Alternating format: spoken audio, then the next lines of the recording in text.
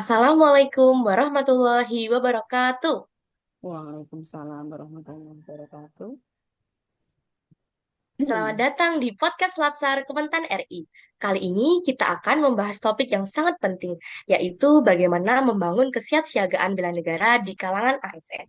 Sebagai garda terdepan penyelenggara pemerintahan, ASN tidak hanya dituntut untuk profesional, melainkan juga harus memiliki jiwa nasionalisme, disiplin, dan juga siap menghadapi tantangan. Nah, hari ini kita sudah bersama dengan narasumber yang sangat luar biasa, yaitu ada Ibu Tri Endaryati. Selamat datang, Bu Endar. Selamat datang, selamat bergabung ya. Oke, Iya, terima selamat kasih bergabung, Bu ya. Iya, Endar. ya. Bagaimana, Bu, kabarnya hari ini? Alhamdulillah sehat. Ya, weekend bersama keluarga. Ya, bersama peserta latsar sangat Alhamdulillah. berbahagia nih. Monggo. Ya, Alhamdulillah. Semoga selalu diberikan kesehatan ya, Bu. Nah, Amin. Amin, Bu amin. ini merupakan guru ASN sejarah di salah satu SMA favorit di Jogja, yaitu SMA Negeri 8 Yogyakarta. Selain menjabat sebagai guru ASN, beliau juga turut aktif dalam penyusunan soal-soal untuk masuk ke perguruan tinggi. Nah, di sini saya tidak sendiri, Bu Endar. Saya ditemani oleh ketiga teman saya, yaitu ada Mbak Aul, Mbak Sinta, dan juga Mas Gio. Mungkin teman-teman bisa menyapa Bu Endar sebentar. Selamat pagi, Halo Ibu. Ibu, selamat pagi. Selamat pagi, Ibu. Selamat pagi, Mas, Mbak peserta latsar. Semangat ya. Semangat, Bu. Semangat. Semangat! Iya, harus semangat. Oke, mungkin kita langsung mulai aja ya Bu Endar perbincangan pada pagi hari ini. Ya. Oke, pertama-tama nih Bu Endar, berbicara mengenai bela negara nih. Menurut Bu Endar, apa sih arti bela negara bagi ASN itu? Ya, makna dari bela negara bagi ASN ini adalah suatu tekad ya, sikap, perilaku serta tindakan ya, yang dilakukan oleh warga negara di mana dilandasi oleh semangat cinta tanah air untuk mempertahankan kedaulatan serta keselamatan negara ya. Jadi nanti sebagai ASN ini nanti tentu harus memiliki nilai-nilai Hmm. yang harus dilaksanakan ya, harus dengan wujud tindakan ya, di mana ini mencerminkan ya cinta tanah air terhadap bangsa dan negara seperti itu. Oh ya, baik. Terima Hmm. kasih Bu Endar. Berarti bela negara ini harus kita amalkan ya Bu, nilai-nilainya sebagai, apalagi kita sebagai ASN, wajib hukumnya untuk turut serta dalam mengimplementasikan nilai-nilai bela negara ini. Betul sekali. Jadi endingnya tindakan ya, Iya, benar. tindakan dalam bentuk tindakan nyata seperti itu. Hmm. Izin Ibu, kalau dari Ya. saya tuh, saya ingin tahu mengenai pengalaman Ibu yang sebagai guru ASN. Kan Mm-mm. kita udah tahu kalau Ibu itu sehari-hari banyak berinteraksi dengan siswa. Apalagi kalau sudah di gurunya itu punya pengalaman bertahun-tahun, di mana tentu sudah ketemu dengan banyak karakteristik siswa yang beragam. Nah, menurut Ibu sendiri, apa tantangan terbesar dalam membangun kesiapsiagaan bela negara di lingkungan sekolah? Dan dari tantangan tersebut, strategi apa yang dilakukan oleh sekolah untuk mengatasinya? Oke, nggih, baik. Kalau sekarang kan Gen Z ya, di mana anak-anak itu sebagian besar itu memang kurang memiliki karakter kebangsaan ya, di antaranya eh, cukup rendahnya tingkat disiplin begitu.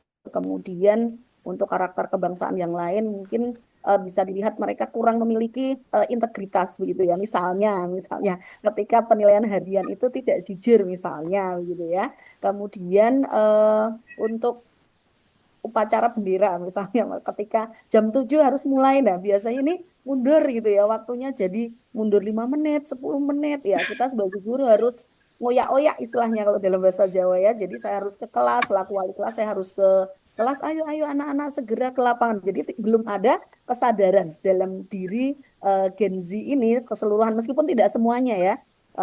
Ada juga yang sudah memahami itu, tapi mereka kurang memahami akan wawasan kebangsaan ini ya, di mana mereka itu harus memiliki jiwa disiplin, kemudian juga tanggap terhadap situasi seperti itu, harus bagaimana dia melangkah begitu masih belum belum sesuai harapan seperti itu. Kemudian untuk strategi dari sekolah ya, melihat tantangan ini di mana anak-anak karakternya belum sesuai yang kita harapkan di situ. Di antaranya yang pertama membutuhkan regulasi yang jelas begitu. Jadi ada aturan yang sesuai yang kita inginkan. Meskipun di situ aturan kalau sekarang memang harus ada komunikasi dengan anak begitu ya, ada kesepakatan dengan siswa, tidak dari pihak sekolah saja, tapi ada komunikasi ini akan seperti apa kita begitu. Ada dialog di sini, tidak satu arah saja dari pihak guru begitu.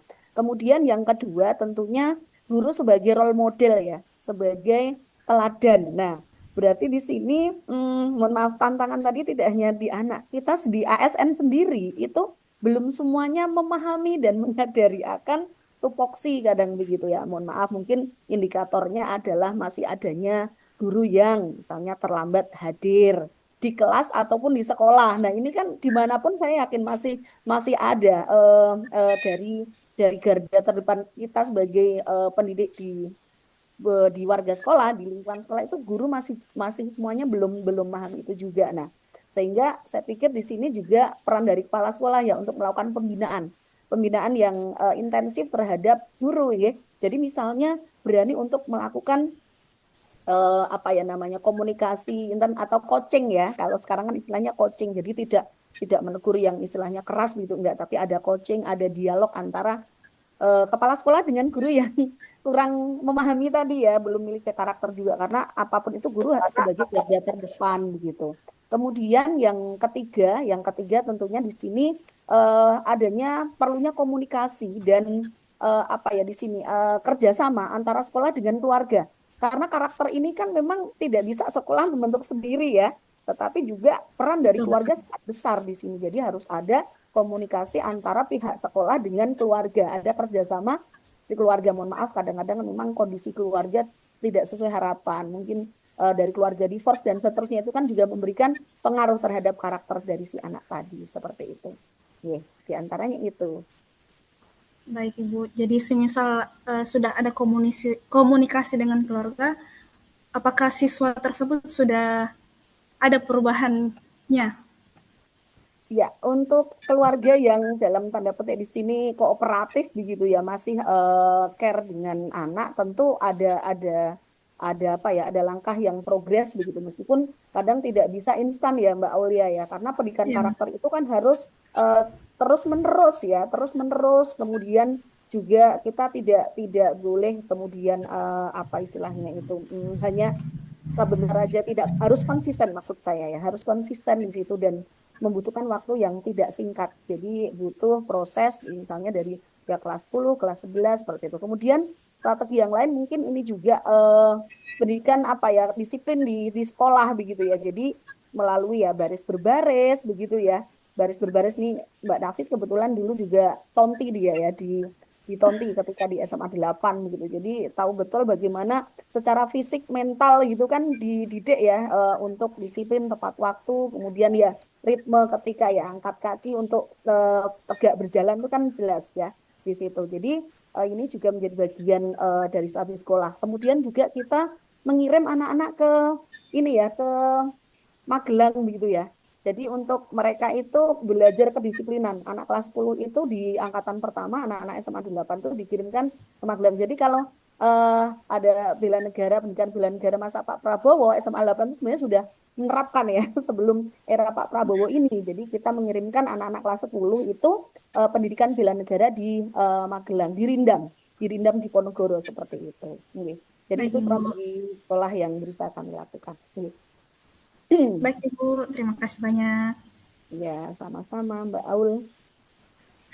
Iya Bu, itu yang Ibu katakan tadi saya lakuin semua Bu. Yang telat sekolah, telat upacara, bikin guru ngoceh-ngoceh dulu Bu.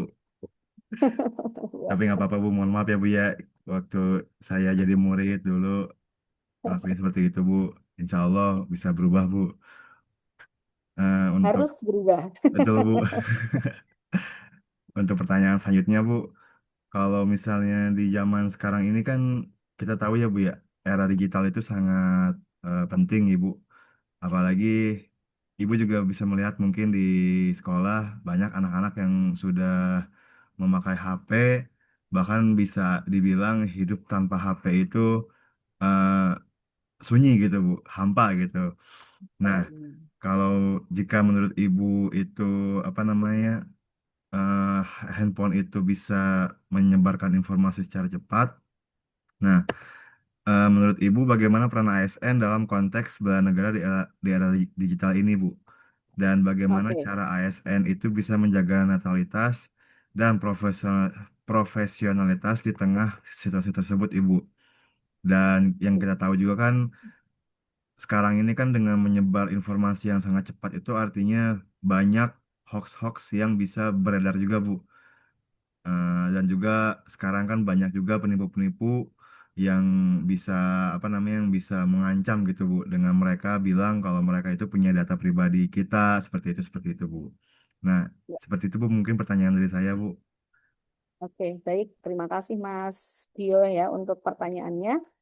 Terkait sama peran kita sebagai ASN di era digital ini, tentu memang harus harus kita lakukan ya. Yang pertama, untuk era digital ini kita manfaatkan sebagai media atau platform terkait dengan bela negara itu sendiri ya. Misalnya kita sebagai guru harus apa ya istilahnya memposting hal-hal yang bersifat kebiasaan positif tadi, misalnya tentang kedisiplinan, tentang upacara bendera yang sesuai harapan tuh seperti ini gitu ya, pendidikan karakter yang kita lakukan di sekolah seperti itu kita gunakan apa namanya platform di media sosial untuk hal-hal kebiasaan positif ini. Nah, kemudian yang kedua tentu sebagai ASN kita juga harus tahu mana yang harus diposting dan mana yang tidak begitu ya. Tidak kemudian yang asal sembarang gitu karena apapun itu ASN baik di masyarakat maupun di sekolah itu menjadi sorotan begitu ya, apalagi di masyarakat. Nah, hal-hal seperti itu tentu menjadi kehati-hatian bagi kita sebagai ASN di era digital ini tidak mudah untuk menerima informasi langsung posting. Tentu kita harus cross check dulu ya, konfirmasi dulu, benar enggak ini beritanya seperti itu ya. Kemudian yang kedua, jangan sampai kita mudah terprovokasi, apalagi terkait dengan politik seperti itu. Jadi netralitas ASN tentu juga harus kita lakukan, di antaranya yaitu tadi tidak memposting, tidak men-share ataupun tidak melike. Jadi kita harus jaga jari ya. Kalau kalau biasanya jaga lisan gitu, di sini kita jaga jari kita agar tidak mudah untuk melakukan sesuatu yang sepertinya sepele klik aja gitu, tapi ternyata membawa dampak yang sangat besar. Nah, tentu itu menjadi kehati-hatian bagi ASN untuk apa namanya memanfaatkan platform digital untuk hal yang positif. Nah, kemudian platform digital ini sebagai ASN kita juga bisa menggunakan bagaimana tindakan kita, karena kan tadi ya bela negara itu kan lebih kepada tindakan sebenarnya ya. Nah, hal-hal misalnya peduli lingkungan, misalnya manfaatkan space yang sempit begitu. Kebetulan saya tinggal di Solo ini kan saya tidak punya halaman yang luas. Misalnya memanfaatkan space yang sempit dengan menggunakan galon. Nah, itu kan sebenarnya peduli terhadap lingkungan. Jadi bela negara di sini kan bukan dalam arti kita bela negara secara perang fisik kayak dulu gitu ya. Tapi di sini kan juga menunjukkan keyakinan kita dengan ideologi Pancasila, bagaimana kita bermasyarakat seperti itu ya. Saya post aja biasanya ketahanan pangan begitu lah ya. Nanam di apa Le Minerale itu di depan ini ada gitu ya sama saya sama suami biasanya kalau Sabtu Minggu ya gitu kadang saya post ketahanan pangan gitu aja ketika panen tomat atau apa namanya terong gitu yang yang mudah untuk ini. Jadi platform digital itu dapat kita manfaatkan untuk memberikan apa ya namanya mempengaruhi orang lain, tapi untuk hal-hal yang positif yang tentu saja terkait dengan bela negara kita yang tadi dengan apa namanya tekad dan dilandasi dengan cinta tanah air kita, cinta Indonesia kok ya dengan kelebihan dan kekurangannya tentunya ya. Misalnya ya ketika harga mahal ya itu tadi dapat kita dengan manfaatkan lahan sempit, tidak bermalas-malas dan tentu ini menjadi bagian yang harus terus kita konsisten kita lakukan dimanapun kita berada karena AS ini tetap disorot ya. Oh, kok pegawai gitu misalnya orangnya malas nggak ini. Nah tentu itu kan juga menjadi penilaian dari masyarakat gitu ya. Nanti kepercayaan terhadap pemerintah juga menjadi bagian di situ tentunya. Sehingga yang bisa saya katakan adalah ASN dalam era digital ini digitalisasi ataupun platform media sosial dapat kita gunakan secara positif ya, untuk memberikan pengaruh-pengaruh positif terhadap orang lain terkait dengan cita tanah air kita, dengan kedisiplinan, dengan keuletan, dengan integritas begitu ya. Misalnya bebas korupsi, daerah bebas korupsi kan sekarang udah banyak kan untuk instansi-instansi seperti itu ya. Jadi bisa saja tidak menerima sumbangan, misalnya kalau wali kelas itu biasanya kan dapat apa namanya bingkisan gitu ya. Tapi bisa kita lakukan, mohon maaf tidak menerima seperti itu kan juga bisa kita lakukan melalui media sosial seperti itu. Kemudian untuk netralitas tadi kita tidak men-share, like ataupun memposting hal-hal yang terkait dengan politik seperti itu. Jadi kita apalagi nih Mas Mbak ini ya sebagai CPNS besok kalau kemarin-kemarin bebas, nah ini harus hati-hati nih untuk hal-hal seperti itu. Kemudian yang kedua juga tidak membuka kesempatan diskusi terbuka terkait dengan politik ya terhadap tokoh tertentu atau partai politik tertentu. Jadi hati-hati nanti nggak usah masuk ke sana nanti di media sosialnya. Jadi lebih lebih netral begitu ya. Kemudian untuk profesionalisme tentu ya ini kita tahu tupoksi kita apa yang harus kita lakukan, bagaimana kerja tim di sebuah lingkungan instansi ya untuk meningkatkan integritas kita ya, untuk meningkatkan integritas, memberikan pelayanan publik yang menyenangkan, membahagiakan bagi masyarakat. Tidak lagi zamannya sekarang yang ASN itu dilayani kan, justru kita sebagai pelayan publik seperti itu ya, dengan memberikan SOP yang jelas, yang netral, yang transparan. Nah, itu menjadi bagian kita seperti itu. Tadi ada pertanyaan yang belum terjawab belum Mas Gio? Sudah Ibu, sudah terjawab semua. Dan mungkin intinya media sosial atau apa namanya platform digital itu pedang bermata dua ya Bu ya. Bisa untuk negatif, Betul. bisa untuk positif. Bagaimana kita menyikapinya. Dan memang betul Ibu kalau cara melawan berita negatif itu adalah dengan memberikan berita positif Bu. Seperti itu Bu. Iya. Terima kasih Ke Bu anak-anak Ender. saya juga selalu saya begitukan Mas ke peserta didik saya. Jangan mudah terprovokasi. Cek dulu berita tersebut. Jangan mudah untuk men-share informasi. Selalu saya tekankan kepada anak-anak siswa di SMA 8 karena kebetulan saya mengajar di sana gitu. Baik Ya. Ibu, terima kasih Ibu. Oke, sami-sami. Halo pagi Ibu. Pagi, Mbak Komang. Pertanyaan yang terakhir nih Bu. Mungkin Ya. Ibu bisa kasih kita pesan untuk para ASN dan generasi muda itu untuk tetap konsisten menumbuhkan semangat bela negara di perubahan zaman sekarang ini Bu. Mungkin Ibu bisa memberikan pesannya untuk kita Ibu. Ya, yang pertama memang dari kesadaran ya. Jadi kalau sudah sadar semuanya itu tentu tidak menjadi hal yang susah untuk kita konsisten melaksanakan bukti kecintaan kita terhadap tanah air kita dengan bela negara tadi.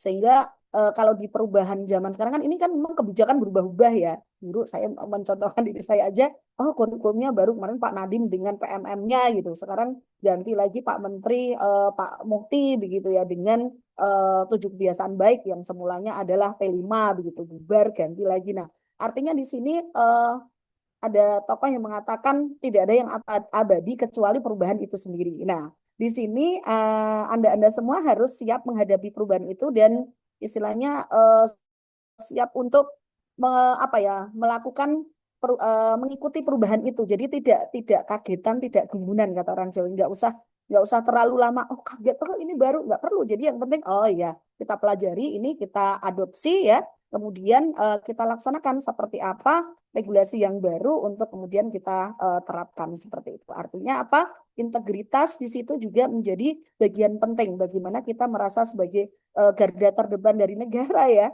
Bagaimana kita harus tetap memberikan citra positif dimanapun kita berada, baik di lingkungan kantor maupun di masyarakat. Seperti itu di keluarga. Nanti mungkin kalau yang sudah menikah ya nanti bagaimana berupaya untuk menjadi contoh atau teladan seperti itu. Artinya Mbak Mas semua itu nanti akan mengalami perubahan dan tetap bisa beradaptasi. Jadi nanti adaptif ya. Mungkin keywordnya adalah adaptif terhadap perubahan apapun ya. Sehingga nanti tidak menjadi korban begitu ya. Tapi kita justru menjadi ini yang pastinya juga harus menjadi agen perubahan ya. Jadi hal yang baru, nah justru jangan terus apa namanya meletre gitu, orang Jawa ya. Tapi justru kita harus jadi agen perubahan itu sendiri. Oh, yang baru seperti ini nih ya. Misalnya kalau saya kan memang suka belajar gitu ya, meskipun dengan keterbatasan saya gitu. Oh, ada program guru penggerak nih dulu zamannya Pak Nadiem ya. Udah saya mencoba belajar. Saya mengikuti seleksi guru penggerak. Oh iya lolos. Oh iya maunya pemerintah seperti meskipun setelah Pak Muti bubar gitu ya. Yuk nggak apa-apa. Kemarin kita dapat ilmu di situ gitu ya. Nanti ada program lagi, oke gitu ya. Kita akan menyambut itu, tidak kemudian menjadi bagian yang pasif, tapi justru kita harus aktif dan menjadi agen perubahan dari kebijakan yang ada seperti itu ya. Jadi tetap semangat begitu. Berarti dengan salah satu contoh core value ASN itu Bu ya, adaptif. Ya, ya betul. Jadi untuk nilai-nilainya itu kan seperti gini ya, kan ada berapa poin ya, cinta tanah air kan seperti apa nanti konteksnya, kemudian ideologi Pancasila dan UUD 45 diantaranya ya. Ya Mbak Komang misalnya dari Bali ya, Nafis nanti harus siap belajar bahasa Bali kayak apa gitu kan. Jadi Mbak Jegek gitu ya. Kemudian menerima budaya dari teman-teman dari berbagai daerah. Jadi harus siap. Misalnya Mas Gio ini mungkin Sunda begitu ya ya. Di situ menjadi bagian dari wujud bela negara kita. Sebenarnya kan saya katakan bela negara di sini kan bukan sebuah perlawanan atau perjuangan fisik begitu ya, tapi membutuhkan fisik yang sehat, mental yang sehat ya, kemudian sosial juga. Nah, bagaimana kemudian adaptif ya, menerima perubahan yang terjadi dengan mengadopsi hal-hal yang positif dan kita menjadi agen perubahan dari perubahan itu sendiri seperti itu. Wah, sepertinya asik sekali ya obrolan pada pagi hari ini. Banyak sekali pelajaran berharga yang bisa kita ambil dari obrolan bersama Bu Endar kali ini, mulai dari makna bela negara, tantangan di dunia pendidikan, hingga peran ASN di era digital ini. Semoga obrolan kali ini bisa menjadi inspirasi bagi kita semua. Sekali lagi, terima kasih Bu Endar atas waktunya. Sama-sama, saya sangat berbahagia.